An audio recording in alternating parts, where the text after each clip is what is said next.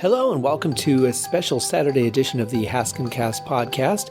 I thought it would be interesting to talk a little bit about one of my holiday projects that I'm very, very proud of. I don't really talk a lot about myself on the show, except for what comes out sort of in natural conversation flow. But I thought from time to time it might be nice to do that, especially with a project this specific, since it is the holiday season. Of course, if you're listening to this in July, then it is not the holiday season, but it still could be interesting just the same. So this podcast is going to be about my third Mental Sauna album, Mental Sauna 3 Christmas Inflections. I'll tell you how it started. I won, I beat, I think it was 25,000 or so entries, just a random drawing from Disc Makers, who is a wonderful CD pressing company. And they had a prize package that they partnered with Ibanez and Tama drums, and I won a 7-string guitar and a 4-string bass and a 5-piece standard Tama entry line drum set. And it was a huge thing. I mean, when I got the email, the first thing that it said was, "This is not a joke," to which I immediately thought it was a joke. But I contacted them back and forth, verified, yes, it was indeed. I did win, and I was very excited about that. So the other part of the prize package was that I got a deal with CD Baby to do pro distribution and also a 500 disc pressing. And, I don't really press a lot of CDs because I don't play out. And without playing out, you really have less avenues. I think people that buy on the internet are more likely to download. So I don't really press a whole lot of CDs. If I do small runs because mostly it's digital downloading. I'm more likely to do like a download card that I can give to somebody or send to somebody. So it was kind of exciting. And Kelly, my graphic artist, Kelly Kenkart, did an absolutely stunning album cover for this. It's one of my favorites, and it was something that she got very quickly, the basic idea, and we went over a couple different things, but she nailed it almost right off the bat, as she always does.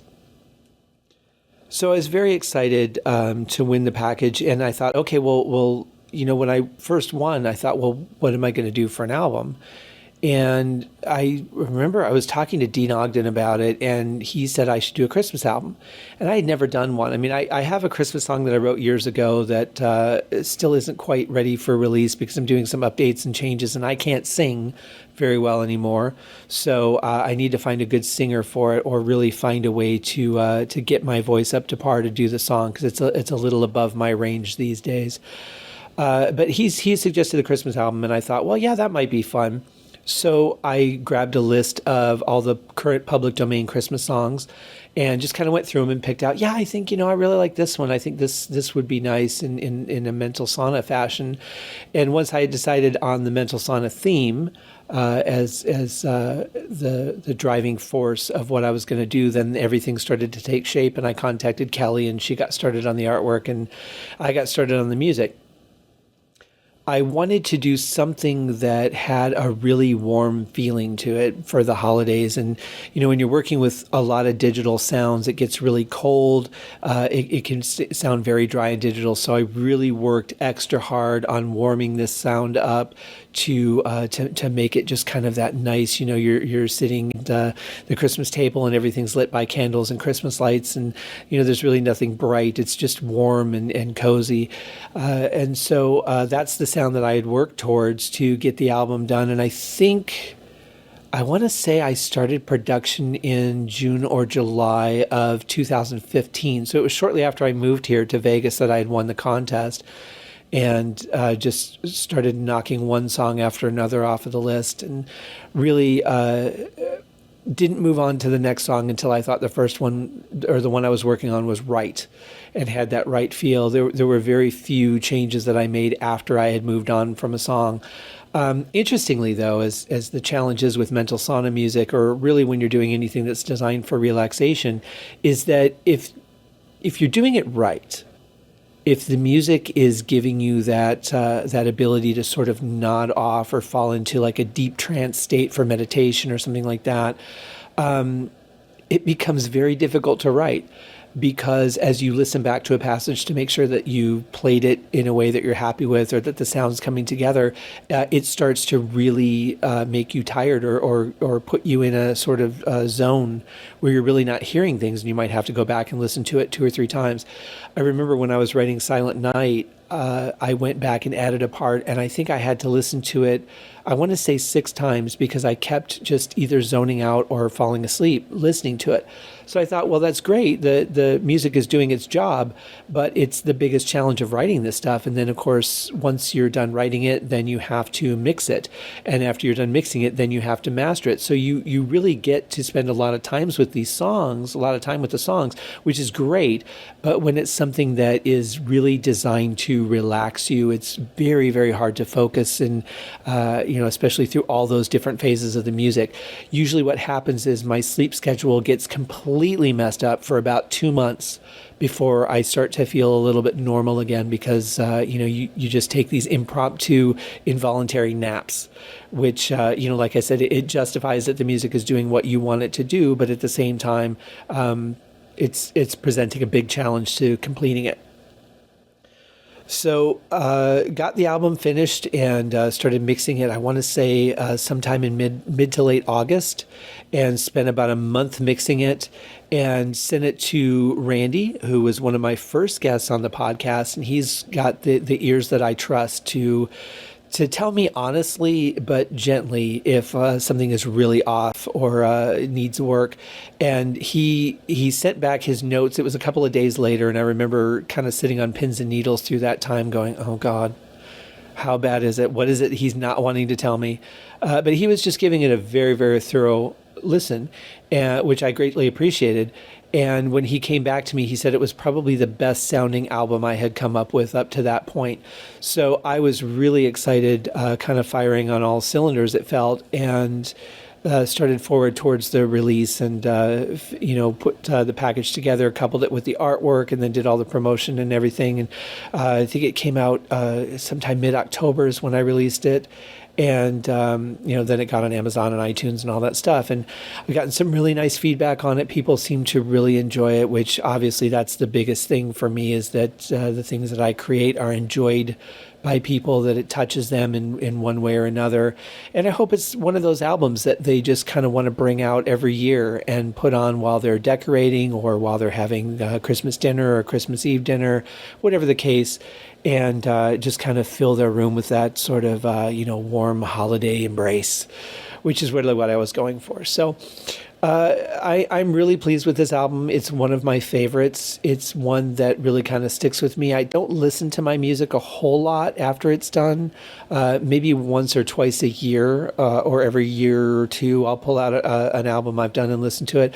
But this is one that I've actually listened to quite a bit over the course of time. And it's one I can listen to and enjoy without picking apart every little bit and think, oh, you could have done this better, or you should have done that, or, oh, a harmony here would have been nice. So, it's definitely one that really, really has stayed with me all this time. And so I thought it would be nice to do a little bit of a talk on each song, and what challenges there were, and what I liked or why I chose it. So I'm going to go through each song individually, but I definitely wanted to give a big shout out to Kelly for the beautiful album cover. Shout out to Dean for being the sort of voice of reason of what kind of album I should release with this package.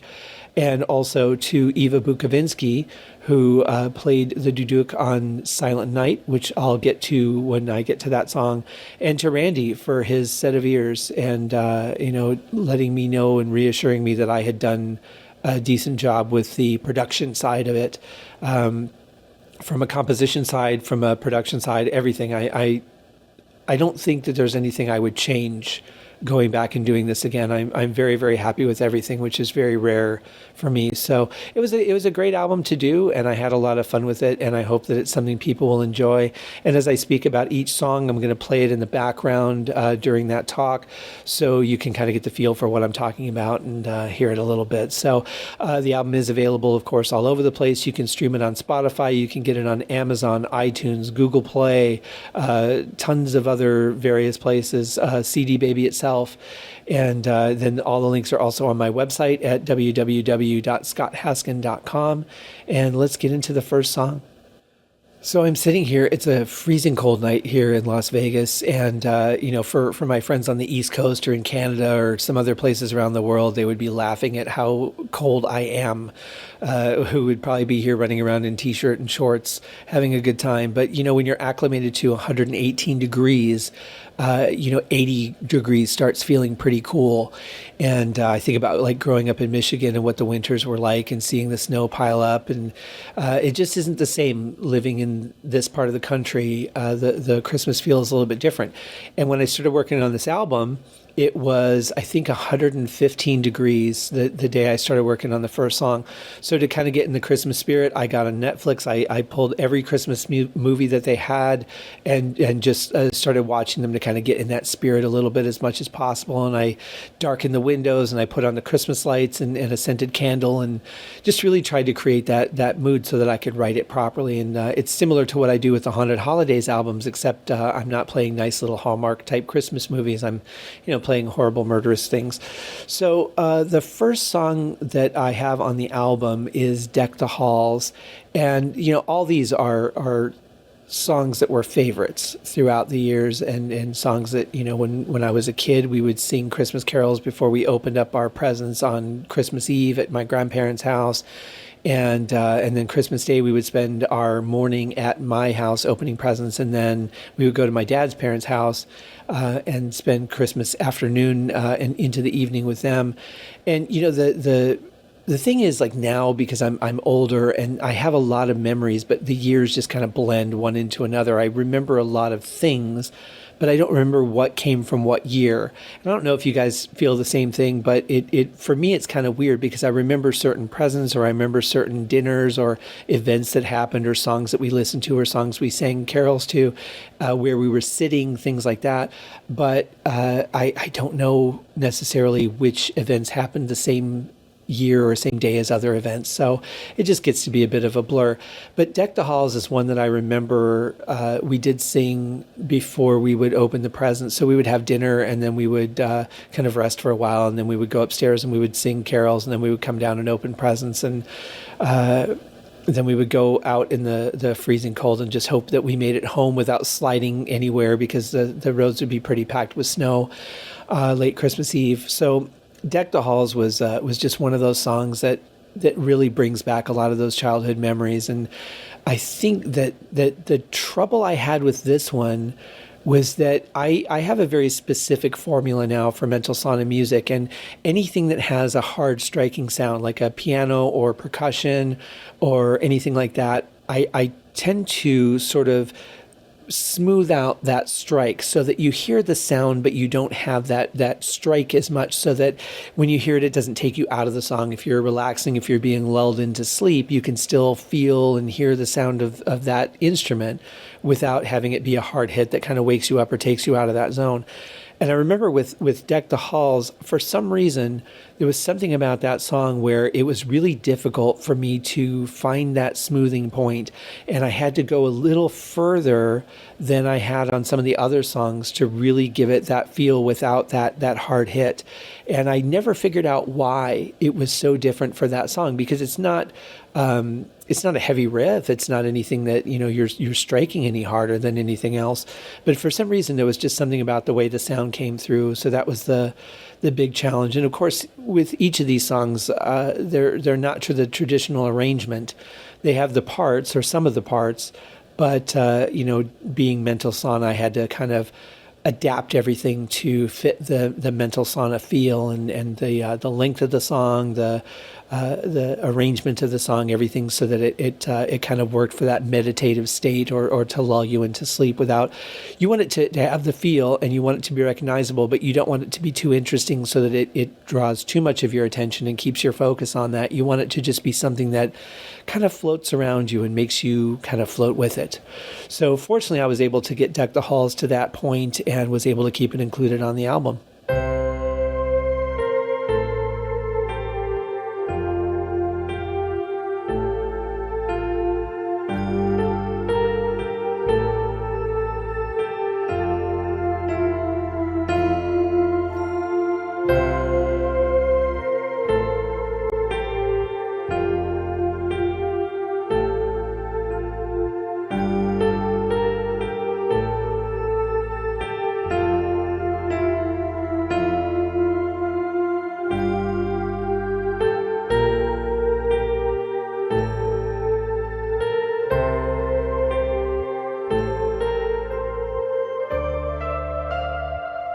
The second song on the album, Away in a Manger, is a song that I've always found to be a bit of a challenge because I used to have a bit of a higher register in singing. And but for some reason, it was one of those songs that I could never really find that right pitch. I would float around it really close, but I could never exactly find it in the range that I used to sing in. So I always found the song a bit difficult, and I was very happy to include it on the album because since it is an instrumental, I didn't have to focus on vocals and worry about how I sounded or anything. And it was one that actually flowed quite nicely, and I added the saxophone to it because I thought that carried the verse a little bit more. And it's another one of those classic songs that just feels like Christmas as soon as you hear it. It's one that just immediately brings back memories, sitting around the tree, opening presents, and putting on the robe and opening up the Christmas stocking before my parents got up, before we went in to open the presents under the tree. So my brother or I would get up first, and we would wake the other one, and then we would wake our parents, but they wouldn't really get up yet. They needed to kind of wake up and warm up to the day, where, of course, as kids, we didn't care about sleep. It was the least important thing in the world. So my brother Lee and I would open our Christmas stockings, and while they were getting up, and then they would get up and we would go into the living room where the tree was and open our presents then. Just for some reason, it's one of those songs that just brings back the memory of Christmas morning, even though I don't really recall whether we listened to music in the morning or not. I'm sure we did. I'm sure we had something on, like a Christmas radio station or something, but I don't really recall that. That just brings back those memories. So it was great to be able to add it and not have to worry about how I sang it.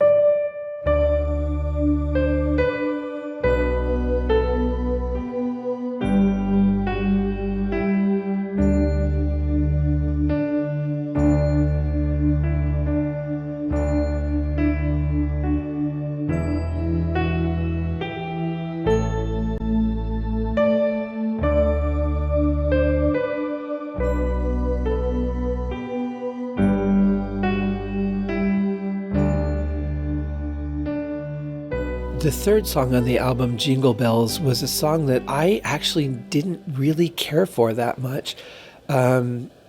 It seemed to be a bit of a silly song to me growing up, and very repetitive. And once you get it, you get it, and it's kind of like, okay, can we finish singing this one and move on to another? Nothing against the song; it's a perfectly fine song. It's got a nice little riff to it, but it was one as a child I didn't really care for. And when I saw it on the list of public domain songs, I chose it because I thought, maybe if I play with it a little bit and look at the song through a different set of eyes or set of ears, I guess, I might find something in it that I didn't see before. So being that, again, I didn't want to do anything that was too up-tempo, anything that was going to draw you away from that lulled state, I slowed it down a little bit and, just kind of mellowed it out. And I actually really like this version. It helped me to find a new way to see the song in a way that I liked, because it wasn't just that that crazy sleigh ride that the kids are on in the song. And it was nice to be able to include it, and I have a much greater appreciation now for doing that.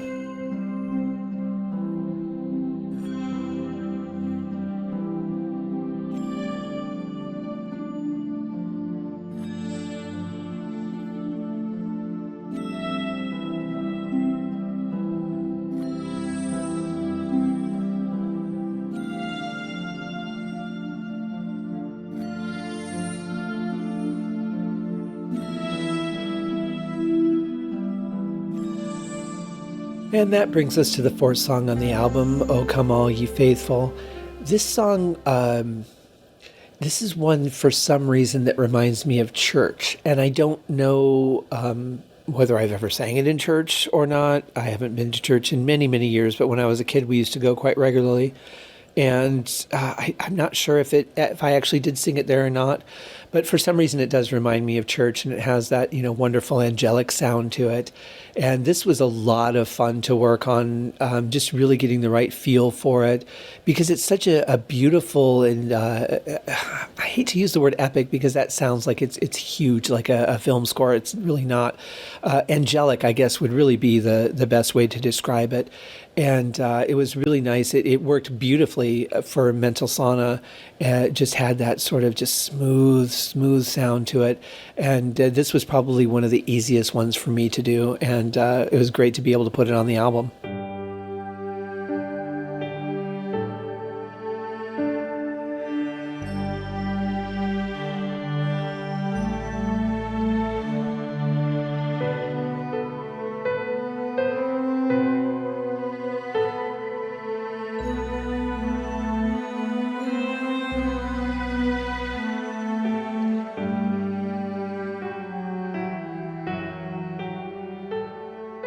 The next song that we get to is Joy to the World, and this was a bit of a challenge because I had a hard time finding the right tempo to it. It's always been slightly upbeat, and I didn't want to stray too far from that, but at the same point, that was just a little too fast for what I do traditionally in Mental Sauna style. So I did end up slowing it down a bit more than I had originally intended, because anything above that just felt a little bit too fast. But it's a beautiful song. It's very simple. It just moves along forward. It's got a really, heartwarming feel to it, and another great addition for the album.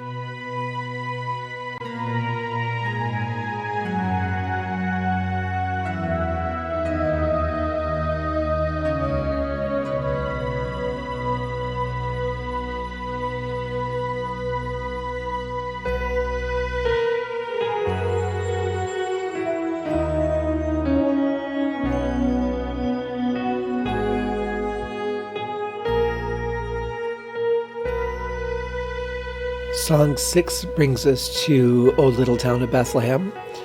And this is interesting because it really has a lot of parts to it. And the transitions were something that I really worked hard on here, because it can get really jumpy from one part to another. But the parts themselves, while they're fairly intricate, are also very simple. And from going from one part to another in this particular arrangement, I thought worked the best for Mental Sauna. It is a little bit repetitive, but again, it's one that you wouldn't really be just focusing on. It would be something that would just kind of play in the background, or play while you're drifting away, or letting your mind relax, or having dinner, and you don't really notice the intricacy of it. But it's probably the one of the more intricate songs on the album.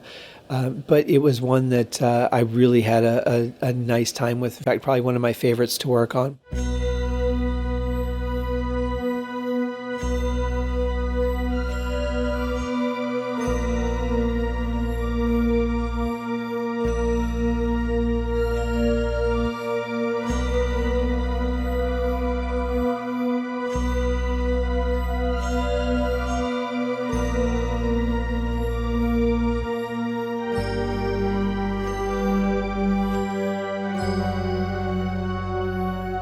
While I honestly love each and every song on the album, otherwise I wouldn't have put it on the album, Jesu, Joy of Man's Desiring is one of my two favorites. This song was a real challenge to play because it's very awkward to play on a keyboard. The first version that I heard of it was that I remember hearing was by Christopher Parkening, played on an acoustic guitar. And then there was a version of it I think it was on the Island. I can't remember if it was on the original soundtrack or the extended one now, but there's a really nice version of it there with a choral section. But I found it really challenging to play, and this probably took me longer than any other song to do because of that. But it was a lot of fun, and it's such a beautiful piece. Once I kind of got it down and I was able to play it on keyboard, I just wanted to sit there and play it over and over and over for hours. But you can't make an album of that, so when it came to the recording of it and the arrangement of it, I actually really minimized what I wanted to do with it, because it would have been too easy to make it too gaudy for the album and too long. So I really think restrained myself on this one, but I'm very happy with the final song. And even weeks after I was done with the album, I would find that I would play it on piano quite often, because it was just a fun piece to play once you get it.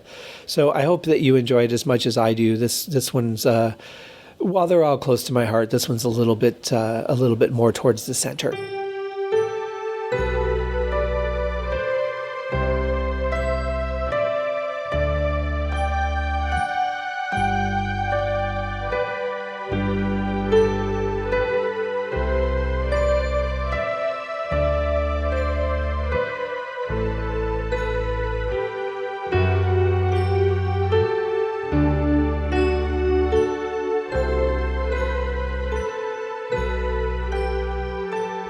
Now, hitting the midpoint of the album with "Oh Holy Night," I have to say that the challenge on this one was that I used to be a huge fan of South Park. I don't really watch much television or much of anything anymore, but I used to be a huge fan of South Park, and they did a Christmas album, and I think it was in the Christmas special too, where Cartman sang this song. And of course, being Cartman, there's a lot of humor and sarcasm and stuff in it, and a lot of off notes and things. But you kind of can't get that out of your head. And I almost wasn't able to include this song on the album because of that. I was just constantly, hearing Cartman singing it in my head, and it was throwing me off of the playing, and I couldn't find an arrangement that I was happy with. And it was probably one of the more challenging songs on the album, but in the end, I'm very, very happy with it. I think the transitions are nice. I think that the parts are, just where they need to be. They just set in that perfect seat where they're not too boring, not too bright or expressive, and definitely another one that I was just very, very happy to be able to complete and add to the album.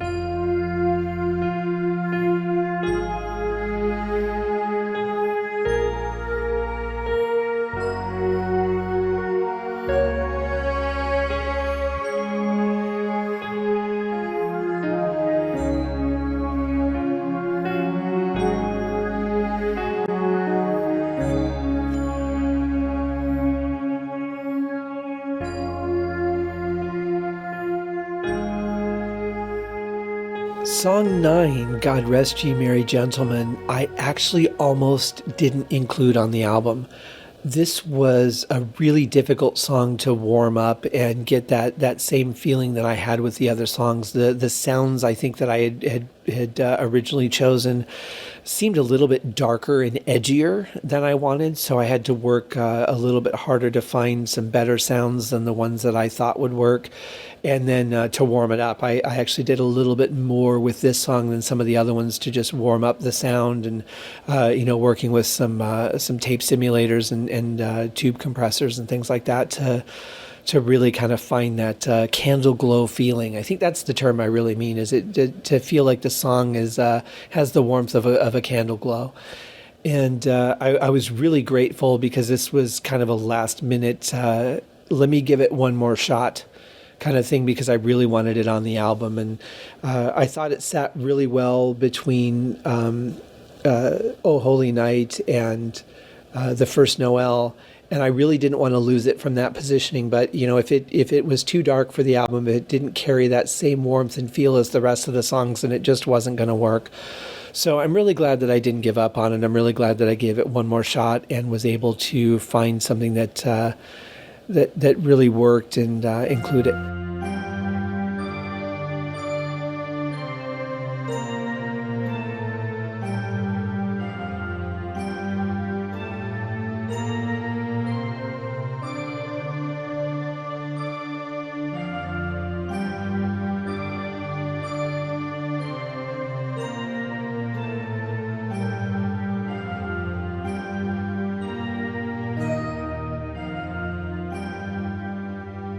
So that brings us to The First Noel, and this is another one that, the tempo was a real challenge, because you don't want to go too slow and have it too long and dragged out, but it can be a very poppy song. It can be something that's very up-tempo and very quick runs on the keyboard to follow the vocal line.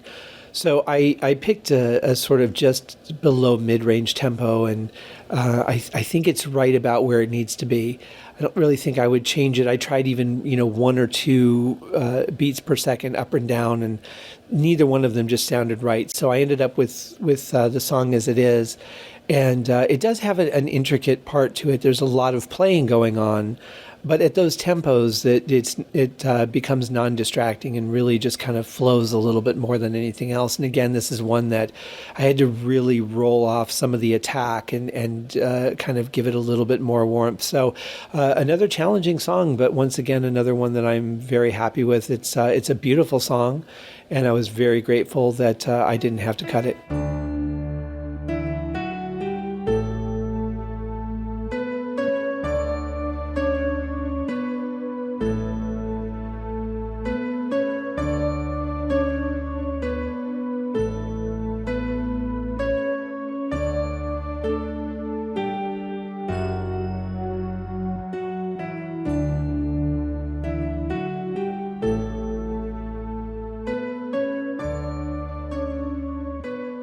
Song 11, Hark the Herald Angels Sing, is another one that almost got ruined by South Park. There's a version that Chef sings, which of course turns into a song about making love. But this one, it was another one that I really had a hard time getting that out of my head. And I was able, I don't know exactly how I got past it, but I just, stuck with it. My butt was in the chair, my hands were on the keys, and just kept playing and working through it. I believe this is the one that took me the longest, or the second longest, I think, to complete, because again, the mental distraction of hearing another version of it made it really difficult to keep perspective on the version that I was trying to create. And but I feel I was able to overcome it, and another song that made it into the lineup and really helps move the album along, I think. And I think that the album would have been somewhat empty had I not been able to include it.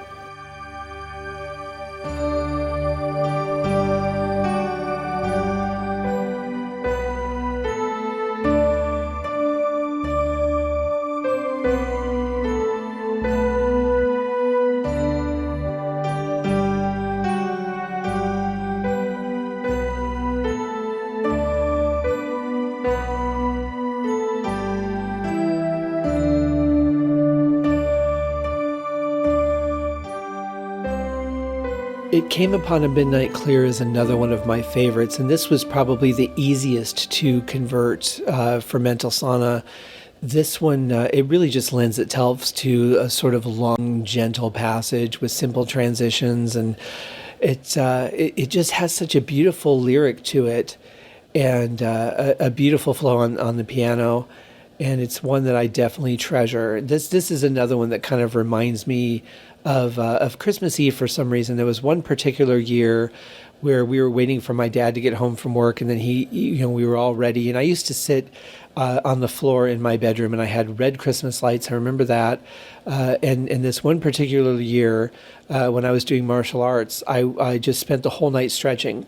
I was playing Deep Purple records. I remember I was playing the third Deep Purple album, which was self-titled, and songs like Bird Has Flown, and Why Didn't Rosemary, and Chasing Shadows. And this is one of those memories that's very, very vivid. And I want to say that I was probably 14 years old, and just waiting to go to my grandparents' house for Christmas Eve. And of course, my dad worked retail, so it was always, he had to close the store, and waiting for him to get home so that we could go over for Christmas dinner. And of course, we're excited about, what's it going to be like. And my grandma always put on this wonderful dinner spread, and then, let's get through the carols so we can get to presents. And So I remember sitting there in my martial arts uniform, and I just sat there for hours stretching and trying to get to the point where I could actually bend and touch my knees with my forehead, because by that point, my muscles were a little tighter, and I couldn't do that so easily. I did eventually make it, though, so I was very happy about that. But this one particular year, my dad got home, and then he had parked on the the bit of the street between the sidewalk and the street. In Michigan, we had our yard and then the sidewalk and then another bit of state-owned property and then the street.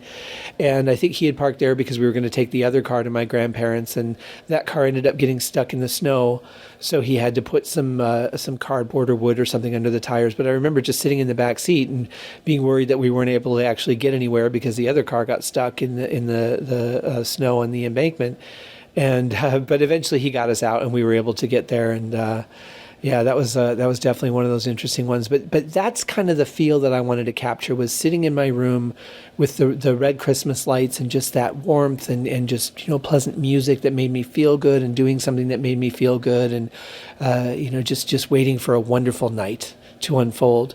So hopefully that's the feel that I've given all of you with this album. And yeah, this was definitely a beautiful song that held some really good memories for it. Now, I can't say why I associate this song with that night, because I honestly have no clue. But for some reason I do, and it's something that I still remember after all these years, and grateful to share it with you.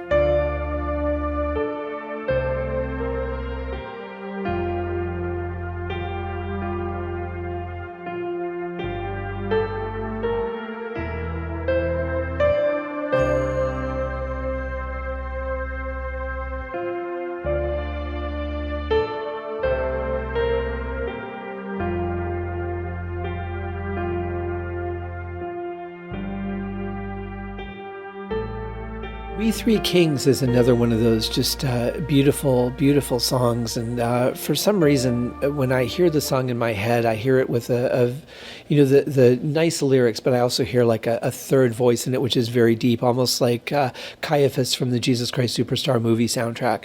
Something like really, really deep in baritone that kind of supports the other harmonic lead vocals. And I don't know if I'd heard a version that was like that, or if it's just something that I hear in my head.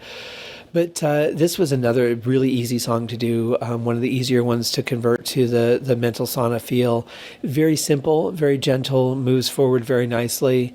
The challenge, as I recall on this one, was just stretching it out to making it lengthy enough to really put on, put in the album, because the original version, I was like at a minute or a minute 5, I think, and I was like, what else do I do with this? But, I worked on it a little bit longer, and the arrangement was nice, but that was probably the only challenge I had with this one. Other than that, it was fairly easy to do. This is another one that I just really find a nice warmth in, and really happy with.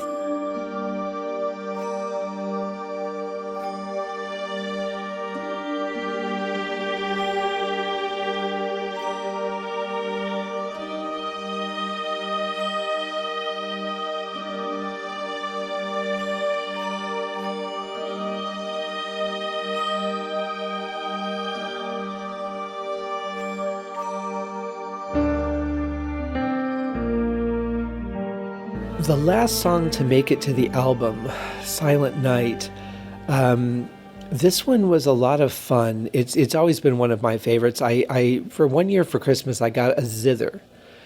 And Silent Night was, I think, the first song that, because you had these pieces of sheet music that would just slide under it, and it would walk you right through the song. Even if you didn't read music, it put the note under the right string, and it was all very linear, so you could just go through and play it, and you just had to feel your own tempo. And so Silent Night has always been one of the more prominent Christmas songs for me. And I was talking to my friend Eva, who's a film composer, and now she's going to film school right now to direct. And she is a fantastic duduk player. And that's this just beautiful little wind instrument that just has a very ethnic sound to it. And we had talked about her playing on the song, and so I kind of rearranged it to give passages to open it up a little bit for her to play around. And I didn't write her parts at all. I wrote something, and I sent it to her, and I'm like, I'm sure you can come up with something better. So I sent her a clean version and just gave her the space to play. And she was brilliant. She played just beautifully, and she sent me, I think, 2 or 3 different choices for each part of styles that she came up with. And so I picked and chose, and I think just about everything I picked was the second version. which is very common because the first version you're like just kind of getting the feel for it, and then by the second version you're able to relax and just feel it a little bit more in play. And loved what she did. And so I kept all that on there, and was really, really happy to partner with her. So along with Jesu, Joy of Man's Desiring, this is my other favorite song on the album. Part of it was just because it was such a great experience working with her, and part of it is because her playing is just tremendously beautiful, and part of it is just because I love the song. I'm really happy with the arrangements. I did a little bit of extra pads and synthesizer on this one to kind of thicken it up a bit. But this was a song I'm so proud of, and I've pitched for a couple of license deals, and it's one that I'm definitely like when people ask me what track to play, that's the first one I suggest. So thank you again, Eva, for playing so beautifully on it. It was brilliant work, and very, very happy with it.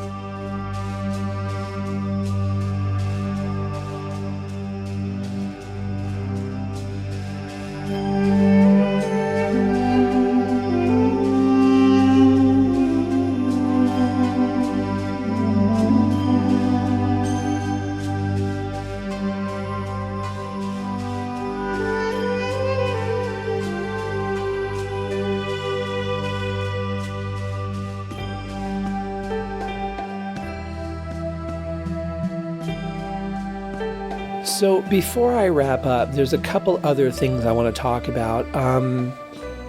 There was one more song I wanted to include on the album. It's, to me, the ultimate Christmas song. It's the one that when I used to go into Hallmark to buy my box of Christmas cards to send out, it's the song that I would always hear at Hallmark, and that meant that Christmas had begun. And that would be Dance of the Sugar Plum Fairy from Tchaikovsky's The Nutcracker. And it's interesting, and I feel so bad because Tchaikovsky hated this song. He hated the whole Nutcracker, really, but this song in particular he just thought was rubbish. And I wish he'd have seen the beauty of it, because it's one that really has stuck with me. It touches my heart, and probably like no other Christmas song does. And it's so ironic because it's the one that I couldn't include on the Christmas album, and here's why. When I was working on the song, I realized how dark the music actually is. I had never really noticed it before. And no matter what I did with it, no matter what sounds I used, no matter how I played it, what tempo I played it at, it just sounded more like a horror song than anything else. And I thought, boy, this would be a great bit for like a horror soundtrack or a dark album, and was actually the sort of catalyst for me creating the Haunted Holiday series. And so I used the music that I had created for Mental Sauna 3 Christmas Inflections became the music I used on the first Haunted Holidays album, where I did the last dance of the sugared plum fairy. Just a little twist on the words there, and went into a whole different story with that. But I thought the music suited that much better because, boy, it just was dark. And I thought it's probably the one song that would really pull you away from that meditative or relaxed state. So it just didn't belong on the album. And so I couldn't include it as much as I wanted to. But I did find a sad irony to the fact that that's the song that has always defined Christmas for me. And the first Christmas album I come out with, I can't include it. So that was a bit hard. Another thing that I wanted to talk about was another idea I had for a song. I can't remember. I think it was the following year, or maybe it was last year, 2017, that it came out. I think it was 2017. I had written up a sort of acoustic guitar campfire version of We Three Kings. And, having had so much fun working on it on this album, to do this version of it, I thought, it would be really fun to just kind of do like everybody sitting around the campfire kind of thing. And then, of course, that wasn't exactly the way it ended. I put a little bit of timpani in there. And if there's ever been a timpani at a campfire, I'd love to know how that happened. That's not just the kind of thing that you drag around with you everywhere you go, unless you're a timpanist, timpanist. I'm not sure what that would be, but a timpani player. And even they, I'm sure, get tired of carrying those things around. So I did a campfire version of that. My friend Bruce Vaught, who is a fantastic guitar player and songwriter himself, played the acoustic guitar on it.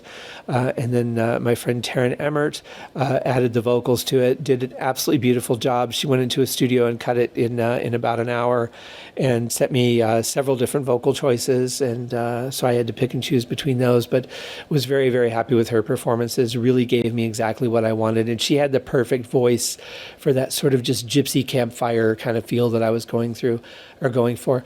And I had played drums on it and bass. Actual bass guitar, so that's not samples. And then Bruce did the acoustic, and she did the vocals. So it's just a very natural song, something that almost feels off the cuff, which is kind of the idea I wanted to have that campfire feel.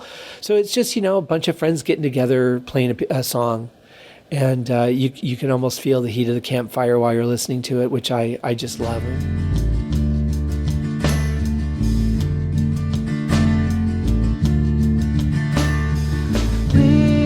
Kings of Orient are bearing gifts, we traverse so far, field and fountain, moor and mountain, following yonder star.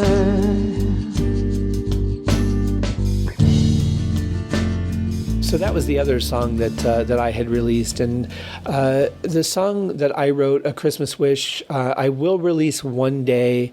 Again, if I can find a way to get my vocals up to snuff, or find someone else to sing the song who will be more suited to it than I am at this point, we'll hopefully release that next year. We'll see. And it's 2018, by the way, that I'm releasing this, in case you're listening to this at some point down the road. So hopefully by Christmas of 2019, I'll have my act together on that song.